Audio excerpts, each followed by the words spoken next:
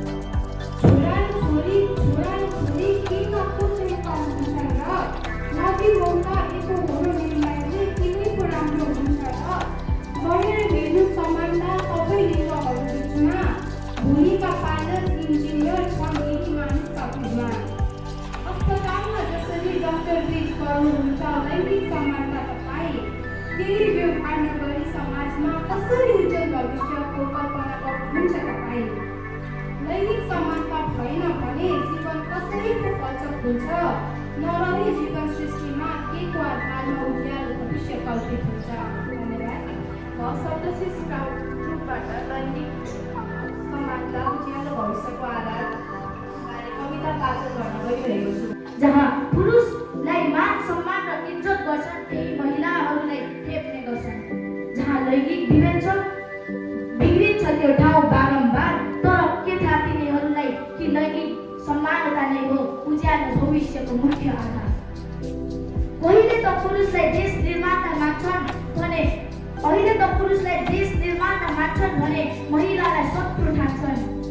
महिलाले केही गर्न सक्दैन हुने यो मन, हँसिलो मन र साहसी कदम कठिनाइमा नउठाउने यो मन।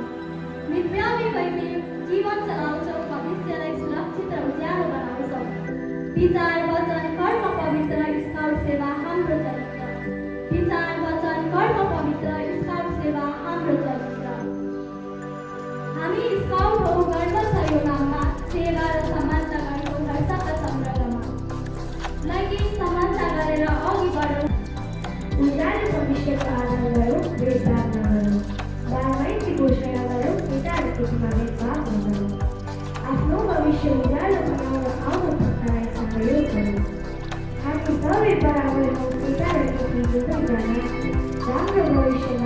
अरूलाई बनाउन सहयोग गरौँ। जहाँ हुन्छ लाइन समानता त्यहाँ पर्छ नराम्रो असर। त्यसैले कहिल्यै पनि नगरौँ लाइन समानता। आफ्नो भविष्य उज्यालो बनाउन छ भने राम्रो कर्तव्यमा औ बरु मिलेर 10 नियम अनि 3 कर्तव्यमा बाँध्यौँ। विनाश हटाएर विकासको साथ दिउँ। औ बरु मित्यव्ययी भई विश्वासयोग्य बन्ने कोसिस गरौँ। वफादार रही समानताको ज्योति छलौँ। के केटा के केटी हामी सबै मानव। के केटा के केटी हामी सबै मानव।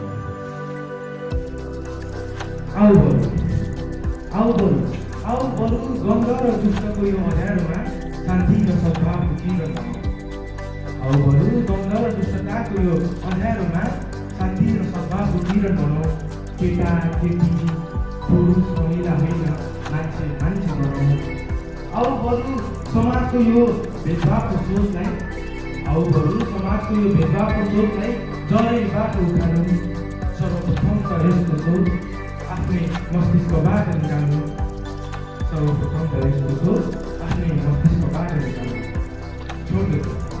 छोड्नु के भन्लान् दुनियाँले के भन्ला समाज। छोड्नु के भन्लान् दुनियाँले के भन्ला समाज। तिमी जे छौ सही छौ नमान कुनै दाज। नभुल आफ्नो निष्ठा नबिर्स आफ्नो कर्म। नभुल आफ्नो निष्ठा नबिर्स आफ्नो कर्म। तिमी हुनुबाट वञ्चित गर्ने नमान त्यस्तो धर्म। हातेमालो गर्दै सँगै काम गर्छौँ। हामी एकाग्र रूपमा हातेमालो गर्दै सँगै काम गर्छौँ। यो छुट्याई हेप्ने समाजमा स्काउटमय उज्यालो भविष्य गर्छौँ। यो छुट्याई हेप्ने समाजमा स्काउटमय उज्यालो भविष्य गर्छौँ। हाँसी हात जोडी मुस्कान सहित भन्छु लैङ्गिक समानता नै हो उज्यालो भविष्यको आधार। लैङ्गिक समानता नै हो उज्यालो भविष्यको आधार। मलाई अझै याद छ रचित कविताहरू यहाँ वाचन गर्नुभएको थियो। तपाईँहरूले वाचन गर्नुभएको सम्पूर्ण कविताहरू हामीले सुन्यौँ है। तपाईँहरूले आफ्नो कौशल आफ्नो दक्षता आफ्नो विवेकले भ्याएसम्म सबैजनाले उत्कृष्ट लेख्ने प्रयास गर्नुभएको छ। तर यद्यपि यो प्रतियोगिता हो, यसमा हामीले प्रथम द्वितीय तृतीय छनौट गर्नुपर्ने हामीले तिनवटाकै आफ्नो प्रथम द्वितीय तृतीय हामीले मूल्याङ्कन मण्डलीमा गएर तपाईँहरूले गर्नुभएका लेख्नुभएका कविताका विषयवस्तु तपाईँले त्यसमा गर्नुभएको लय तपाईँहरूले लगाउनुभएको स्काउट पोसाक है तपाईँहरूको प्रस्तुति के आधारमा रहेर हामीले तपाईँहरूलाई मूल्याङ्कन गरेका छौँ। र यी मूल्याङ्कनका आधारमा तपाईँहरू 11जना मध्येबाट 3जनाहरू हुनुहुँदैछ। यसको मतलब बाँकी हुनुभएका 8जना चाहिँ हार्नुभयो भन्ने तपाईँहरूले चाहिँ सिक्नु हुँदैछ। सिक्ने क्रम अझै जारी छ। तपाईँहरूले यहाँ पुरस्कृत नभए पनि तपाईँहरूले आफ्नो लेखन शैलीलाई अझ प्रस्तुत गर्दै अझै एउटा ठुलो प्लेटफर्ममा गएर तपाईँहरू पुरस्कृत हुन सक्नुहोस् भन्ने हामी आशा अपेक्षा राख्दछौँ। र तपाईँहरूले पुरस्कृत नहुनुहुने कोही पनि चाहिँ दुःखी नभइकन यहाँबाट एउटा सिकाइको चरण हो, सिकेर जानुहुनेछ भन्ने आशा चाहिँ म यस कविता लेखन तथा वाचन प्रतियोगिताको म क्रमशः तृतीयवटा नाम वाचन गर्नेछु। त्यही भएर म जसको नाम वाचन गर्छु उहाँहरू उठिदिनु होला। र यहाँ अहिले नै पुरस्कार वितरण कार्यक्रम रहेको छ र पुरस्कार चाहिँ हाम्रो आजको यस कार्यक्रमका सभाध्यक्ष हाम्रो दमक नगर स्काउटका स्थानीय प्रमुख आयुक्त साधन श्रेष्ठ र आज हाम्रो स्थानीय प्रमुखका प्रमुख अतिथि राष्ट्रिय प्रशिक्षक आदरणीय शकुन्तला सुब्बा गुरुआमाले प्रदान गर्नुहुन्छ। म सबैजनाले चाहिँ ताली पनि बजाइदिनु होला। जसको नाम आउँछ उहाँको लागि तपाईँहरूले प्रोत्साहन स्वरूप ताली बजाइदिनु भने म हार्दिक अनुरोध गर्न चाहन्छु र ताली कमान्डको लागि चाहिँ म प्रदेश भाइलाई अनुरोध गर्न चाहन्छु। र आजको यस प्रतियोगितामा तृतीय हुन सफल हुनुभएको छ, जसले हाम्रो यस 80 पूर्णाङ्क मध्ये 70 अङ्क ल्याउन सफल हुनुभएको छ। उहाँ हुनुहुन्छ एलाइट स्काउट ग्रुपकी बहिनी आराध्या प्रसाद।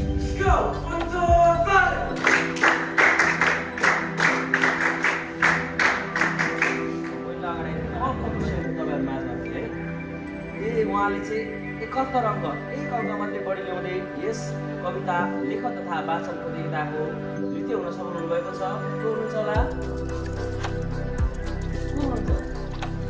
कसैलाई कन्फिडेन्स छैन म छु भनेर को हुनुहुन्छ होला भन्नुहोस् त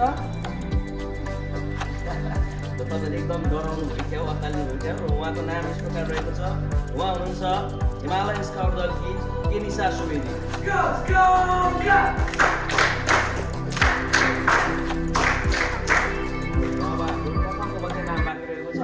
मध्ये 9 जनाबाट है 9 जना 8 जनाबाट अब एकजना चाहिँ त्यहाँनिर 9 जनाबाट एकजना प्रथम हुनुहुन्छ उहाँ हुनुहुन्छ उहाँले चाहिँ 73 अङ्क ल्याउनु भएको छ र उहाँ हुनुहुन्छ हाम्रो स्काउट सर्वोदय स्काउट दलका किसान केर्यो र